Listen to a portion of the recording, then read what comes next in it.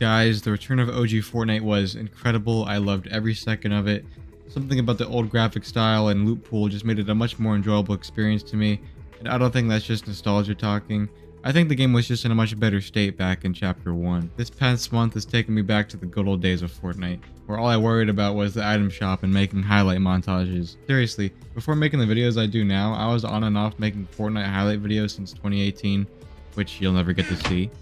I had a blast making those videos though. I would just take clips from my gameplay that I thought were sick and put them in a montage. I learned a lot about making YouTube videos doing that, at least in the context of editing them. I have recently gone back and watched them to reminisce on the good times I had with the game. Seeing the old map, the old graphics, the old guns, how bad everyone was at the game, how bad I was at the game, it just brings a tear to my eye. We don't really know how good we had it. I do actually enjoy Chapter 5 so far. It's quite different from OG Fortnite. I'm still getting used to the new movement, but I don't hate it. Epic has also stated that OG Fortnite will return next year, which I'm super excited for. I'm sure I'll be happy with wherever Epic decides to take the game from now. I was very appreciative to have the opportunity to play OG Fortnite again. But I'm not here to actually talk about OG Fortnite. Well, I am, but not OG Fortnite. I mean OG Fortnite. I think you know what I'm trying to say here. I'm talking about Fortnite's original vision and game mode, Save the World.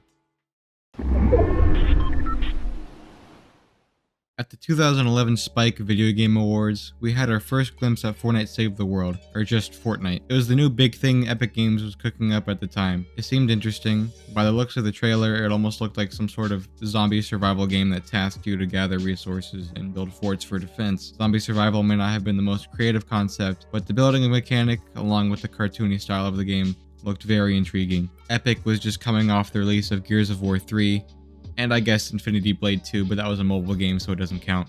Anyways, Epic was done with Gears of War 3, and now they reveal this. It was quite different from what gamers were used to seeing from them. I mean, compare this trailer to their other notable IPs like Gears of War or Unreal Tournament. The differences are pretty noticeable. It was clear that Epic Games had the itch to try something new, and Fortnite was the scratch to that itch. After the game's reveal at the Video Game Awards, Cliff Bleszinski at Epic Games, more commonly known as Cliffy B, took questions from the audience during a post-show Q&A session. When asked about what Fortnite was, this is what he had to say. We haven't announced what it's going to be yet. We're still figuring that out. It was a project that was pitched internally several months ago that came together lightning fast. It's something that seems like a no-brainer to build, and we're still figuring out what to do with the lightning we have in a bottle. So it seemed like Epic was very optimistic with their new IP, even though they weren't entirely sure where they were going to take the game. As he said, the concept of the game was pitched to them mere months before the reveal trailer, so they were just playing around with ideas and wanted to see what stuck. And if you're wondering what Fortnite looked like back then, here it is.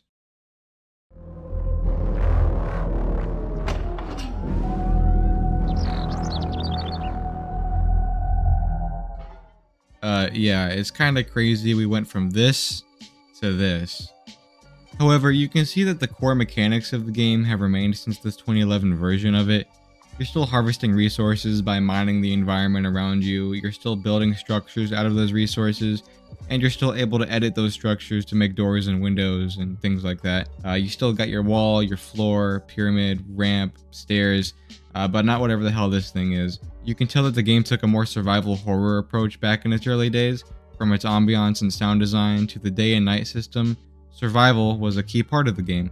You even had to collect food to live off of. It seemed like at the end of each day, after collecting resources to survive, you had to retreat back to your base and defend it from the husks until the next day began. That was all we had to see from the game at the time, and it wasn't until the 2012 San Diego Comic-Con that Epic would reveal more info on the game, including a 2013 release date, which, spoiler alert, that didn't happen. I know, sorry to break it to you. They basically said that Fortnite is a co-op survival game where you gather resources, build big forts, and fight off waves of zombies in those forts. Now we jump to... Fortnite is now in its alpha stage and looks like this. Definitely a noticeable jump from the 2011 version of the game. Starting to look like how Save the World does now, with the art style and character models looking more akin to what we have today. You can still tell that it's in its alpha phase at this time, but it's also clear that they refined some of their ideas for the game since 2011. Instead of the sort of survival horror approach that was present in the 2011 version of the game, here we have a more emphasis on gathering resources and defending your mission objectives from waves of the zombies in your forts. There were defined character classes, specific mission types, and no sign of the surviving the night system that was seen before. I honestly think that was for the better. The day and night system, at least in the 2011 gameplay, which I understand was used to visualize a concept more than anything, didn't really look all that promising. I'm happy they wrung out some of their ideas and included more specific mission types and ditched the survival aspect of the game. Also, leaning more into the goofy concept of the game rather than making it more ominous definitely made it more appealing. People were actually able to sign up to play this closed alpha, which only lasted a little over 2 weeks and only allowed a few thousand players. The game was still in a bit of a rough state, but players were still eager to see this game's full release. This was the first of 2 rounds of closed alpha testing, this one being in December 2014, and round 2 a few months later in March 2015. Which, speaking of 2015, the most important thing that happened in Fortnite's history in 2015 is the introduction of the Loot Llama. I'm kidding, but not much really happened in 2015. The second round of the closed alpha test lasted from March to April, followed by the closed beta test that began in the fall. This is what the game looked like in the demo shown at E3 2015. Rest in peace E3, by the way. The art style was pretty much finalized, looking almost identical to how we see Save the World today. There were defined character classes, each with special perks and abilities, and there was an overhaul of the quest system. Some of the assets and animations didn't look finalized, but much of what we see here is in the final version of the game now.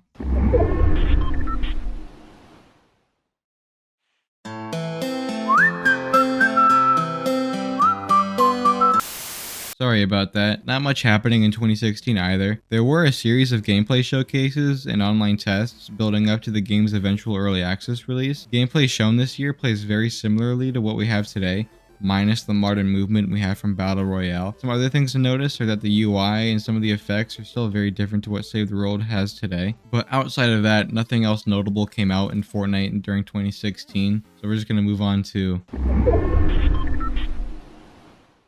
This is it. This is the year where everything changed, where Fortnite would never be the same. Let's start with the first event in 2017, being the gameplay reveal trailer at E3, which was in June.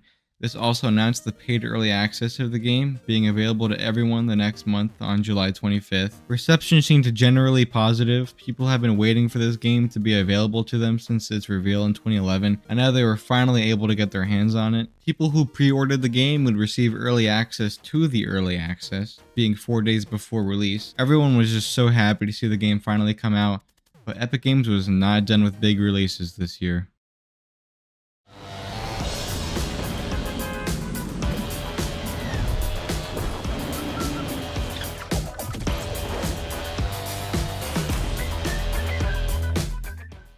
On September 26, 2017, Epic Games released a new free-to-play Battle Royale game mode to accompany Save the World. This was likely to capitalize off the success of other popular Battle Royale games at the time like H1Z1 and PUBG to get as many eyes as possible looking at what Fortnite really had to offer, being Save the World. Both the Save the World and Battle Royale game modes received regular updates over the course of 2017 and going into 2018. This is around the time I became aware of Fortnite.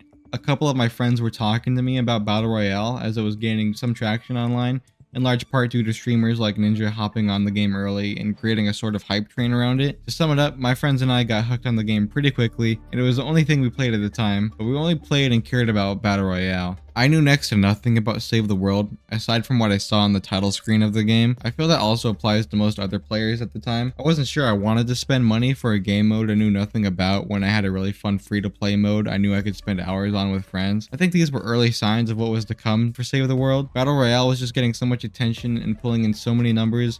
Epic knew they had created something special, and they began to prioritize it over their original version. This became more apparent in 2018, where each patch consistently included more content for Battle Royale than Save the World. Don't get me wrong, at this time Save the World was still alive and well in Epic's eyes, and they still wanted to finish its story. The biggest thing to happen to Save the World this year was the release of all 3 acts of the Canny Valley storyline, which basically concluded the story of Save the World prematurely, but I'm getting ahead of myself, so let's just continue. We saw new weapons, enemy types, and seasonal events like we typically received around this time.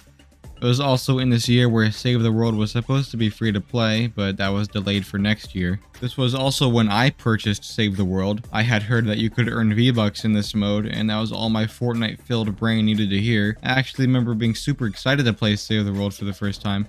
All I knew was that I was fighting zombies, but I was in the dark on pretty much everything else in the game. It was a whole new Fortnite experience for me, and it was great for what it was at the time. In late 2018, we also saw the release of Fortnite's third big mode, being creative. So now you've got two big free-to-play modes relating to Battle Royale that are essentially eclipsing Save the World in popularity. I'm sure you can all tell where this will eventually lead to, but I digress. Either way, I had a lot of fun with Save the World for a while this year. I knew the game wasn't finished, still being in early access, but I thought it was great and was so excited for when the game would release, which, well, let's just keep going. 2019 saw the release of Fortnite Chapter 2 with a brand new Save the World roadmap accompanying it. In this roadmap, Epic introduces the mythic Storm King as the real endgame boss of Save the World. We also hear from Epic saying that updates for Save the World will be slowing down, but they would promise to make each update impactful and worthwhile. Well, that to me just sounds like Epic saying that they're putting down Save the World little by little, not wanting to upset the player base in an instant, which is, you know, sad. They're just letting us down slowly. It is basically implying that Fortnite's original vision is dead and irrelevant compared to their other modes. All the love and passion poured into Save the World for years, just buried by lack of interest and Epic's negligence. Hearing this news sucked for me because I actually thoroughly enjoyed Save the World, but that wasn't going to change the direction of the game. Oh, and this was also the year where Save the World was supposed to leave early access and become free to play after it was delayed the year before. Yeah, that didn't happen this year either. If that doesn't sound like a death sentence to you, just wait till the next year. So, 2020. Before we get into the more depressing news, one thing that was actually really cool that happened in Save the World is that Epic fully integrated your Battle Royale locker in Save the World, meaning any cosmetics you own in Battle Royale would be usable in Save the World as well. They were messing around with this the year before in 2019, where they integrated your Battle Royale harvesting tools into Save the World, so that's a cool feature and one I still appreciate today. However, that is not the only thing to happen in Save the World in 2020. It is the only cool thing though. On June 30th, 2020, update version 13.2 was released for Fortnite. Chapter 2 Season 3 was released a couple updates prior, so Battle Royale had many cool new things to keep players hooked. This was a very impactful update for Save the World, which hadn't really happened since the beginning of Chapter 2, with the previously mentioned roadmap, which included the mythic Storm King. In this update, Save the World officially left the early access stage and was released as a complete game. Remember how I was saying that the Save the World was supposed to be free to play once it left early access? Yeah, Epic completely backtracked on that, making the decision to leave Save the World as a paid premium experience. They also stated that development of Save the World would continue to slow down, promising some extra perks to current Save the World players to soften the blow, but that was just the equivalent of pissing on a house fire. They introduced a new feature meant to promote long-term replayability called Ventures, seasonal experiences that put players in new zones with new missions that are completely isolated from Save the World's main story. Players would have their own seasonal level and earn seasonal XP separate from their normal progression. Rinse and repeat this process each season with different themes and you have Ventures. I actually have fun with them, but if you ask me if I'd rather have Save the World's story finished or Ventures, I think the choice is pretty clear. Ventures would be released a few weeks later on July 21st, 2020 in the version 13.3 update, marking the slow death of Fortnite Save the World. So what has the state of Save the World been like since? Well, think of the state of Florida where crazy shit is always going down, then think of the complete opposite of that, so like Vermont. I have not heard of a single thing happening in Vermont. That is the state of Fortnite Save the World right now. Aside from the rotation of the different ventures, seasonal quest lines, which I think are just recycled from previous updates, and movement changes to keep up with Battle Royale, not much has really changed with Save the World since leaving early access. I mentioned earlier that Save the World's main story was ended abruptly after the Candy Valley storyline was completed. If you haven't played Save the World, there are 4 different zones that revolve around the main story and your progression. First is Stonewood, then Plankerton, onto Candy Valley, and ending with Twine Peaks. The story ends after Candy Valley, where you defeat the Storm King and save the world, but not really, because there's essentially no resolution and there's a whole other area that has no story to it. Twine Peaks has nothing unique about it. All the environments are just a mishmash of the environments from previous zones, with no unique missions either. All the quests you have are nothing. Complete so and so many missions in so and so level difficulty zones. Your main quest once you reach Twine Peaks goes as follows. Commander, continue to fight the good fight. Save the world by completing more missions. Like what? That's it? When I first beat the Storm King and finished Candy Valley, I was so curious as to what Twine Peaks was supposed to be like. Then I saw the ending cutscene after and was so confused. I didn't save the world, why are you trying to make it seem like I did? I'm sure Epic had bigger plans for Twine Peaks than what it is today. Maybe some sort of post-game story, but what we have now is super disappointing to me, and there's no way that's changing now. It's just super sad to see. I was super optimistic of Save the World's future playing it back in 2018, and seeing it degrade into its autopilot-like state we see it in today just sucks. There is a great game here. I know not all people like the repetitive missions or the constant dialogue in your ears, but I've always enjoyed Save the World. There was always this charm to it that made me keep coming back to this day. It's just being buried by Fortnite's other game modes like Battle Royale, all the community-made creative games, and now the recently introduced Rocket Racing and Lego Fortnite, which Lego Fortnite is actually sick. I think I'll make a video on it soon, so stay tuned for that. Save the World's player count typically floats between 30 to 40,000 active players at any given time, which, comparing that to Fortnite's other modes and even some creative modes, it's sad to say, but I think there is no future for it. I feel like the success of Battle Royale just siphoned so many resources from Save the World's development. I don't know what the numbers are, but Save the World's development team had to have been reduced and dwarfed by Battle Royale's development team after Battle Royale hit the ground running. Save the World is now locked behind paid skin bundles for players to purchase to be granted access. Very different from when I purchased the game. I feel like that just goes to show how unimportant Save the World is to Epic now, trying to squeeze out whatever they can from it. I can only hope for Save the World to have a bright future, but unfortunately that is so impossibly unlikely. Epic is focused on so many other things that are not Save the World. It's about time I accepted its fate. But what do you guys think? Do I have any other Save the World enthusiasts watching? Be sure to let me know your thoughts down in the comment section down below. Also, a big thank you for the traction and support my Godzilla Games video received. It may not look like much, but I'm super happy with how that video performed. If you haven't watched that one yet and you liked what you saw here, I'd be very grateful if you checked that one out too. But anyways guys, that'll be all for me today. Please be sure to give this video a like and do consider subscribing if you enjoyed. Share your thoughts with me in the comments. I appreciate any feedback you have to offer. But yeah, that's it for me today. Thanks for tuning in.